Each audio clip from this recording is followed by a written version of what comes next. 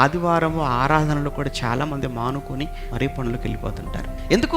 ఆ రోజు వెళ్ళిపోతే 200, 300, 400, 500 వస్తాయి.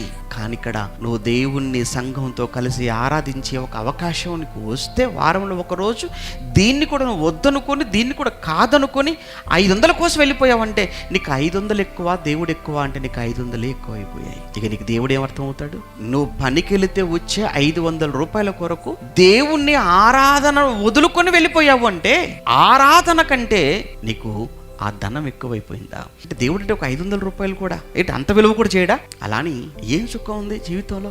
ఏ సంతోషం ఉంది? తెచ్చుకుంటావు 5 నిమిషాల్లో అయిపోతుంది. ఎంతసేపు అండి?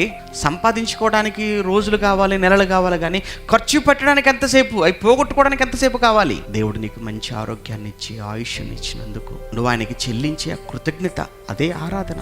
అది కూడా నువ్వు వదులుకొని వెళ్ళిపోతున్నావు అని అంటే నీకు ఎక్కడుంది దేవుడు భయం? ఎక్కడుంది భక్తి?